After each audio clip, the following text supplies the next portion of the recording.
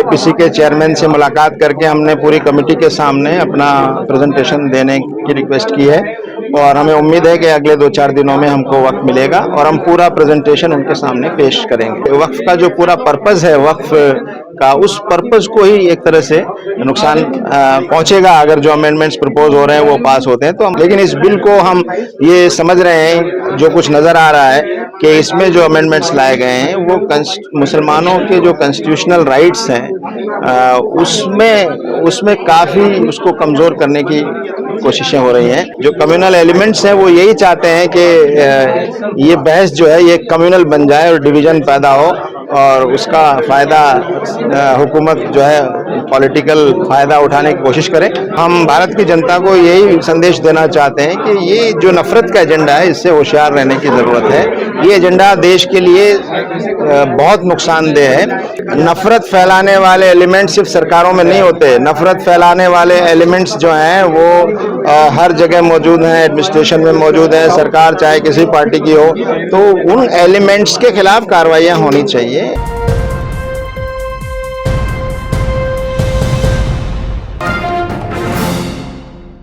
जमात इस्लामी हिंद के उपाध्यक्ष इंजीनियर सलीम हमारे साथ मौजूद हैं। आज एक प्रेस कॉन्फ्रेंस हुई है यहाँ पर हेड ऑफिस में इश्यूज को लेकर। सबसे पहले मैं बात करना चाहूंगा वक्फ अमेंडमेंट बिल, उसको लेकर आपका क्या है? अभी आप लोगों ने मुलाकात भी की है चेयरमैन से, तो क्या चीजें वहाँ पर रखी गई हैं और किस तरह से इसको आप आगे लेकर चल रहे हैं? नहीं, अभी देखिए इस बिल के बारे में हमारा जो सरसरी ऑब्जर्वेशन है वो सामने आया है।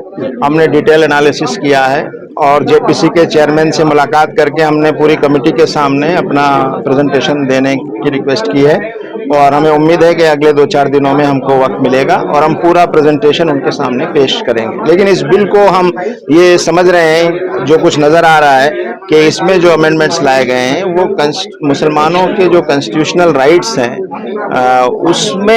उसमें काफी उसको कमजोर करने की कोशिशें हो रही हैं और वक्फ का जो पूरा पर्पस है वक्फ का, उस पर्पस को ही एक तरह से नुकसान पहुंचेगा अगर जो अमेंडमेंट्स प्रपोज हो रहे हैं वो पास होते हैं तो हम कोशिश कर रहे हैं कि जेपीसी के सामने हमने पूरा केस। ऑल इंडिया मुस्लिम मसल्ला बोर्ड के जरिए कल एक अभियान चलाया गया मसाजिद के बाहर, लोगों से जो राय मांगी गई है सरकार के जरिए, तो उस पर राय देने के लिए अभियान चलाया, काफी कामयाब रहा।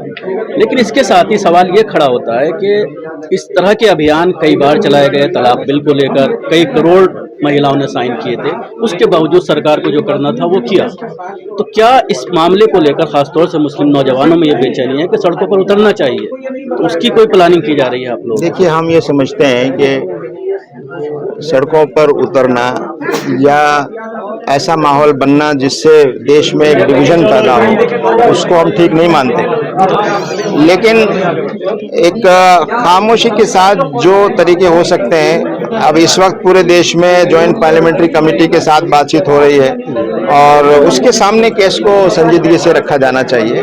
लोगों को समझाना चाहिए, बात भी जरूरी है, क्योंकि बहुत से लोगों को मालूम नहीं है कि ये अमेंडमेंट्स क्यों आ रहे हैं, क्यों लाए जा रहे हैं, इसके पीछे क्या हो सकता है, इसके क्या नुकसान हैं। तो ये एक अवेयरनेस का प्रोग्राम चलाना अलग चीज है, उसकी तो हम तायद करते हैं। लेकिन ये जो एक किस्म का कम्युनल माहौल पैदा करने की कोशिश, ये तो हम समझते हैं कि कम्युनल फोर्सेज यही चाहते हैं, जो कम्युनल एलिमेंट्स हैं वो यही चाहते हैं कि ये बहस जो है ये कम्युनल बन जाए और डिवीजन पैदा हो और उसका फायदा हुकूमत जो है पॉलिटिकल फायदा उठाने की कोशिश करे। तो मुसलमानों से भी ये बात कहना चाहते हैं कि इस पूरे मामले में इस बात को सामने रखने की कोशिश कीजिए कि कहीं पूरे माहौल को कम्युनलाइज करने का जो एजेंडा है कुछ लोगों का, वो एजेंडा आगे नहीं बढ़ना चाहिए। इसके अलावा हेड क्राइम को लेकर जिस तरह से आपने बात की, 2024 का जो रिजल्ट आया उसके बाद अचानक जबरदस्त इजाफा हुआ, लगातार इस तरह के केसेस आ रहे हैं, तो उसको लेकर क्या रणनीति है?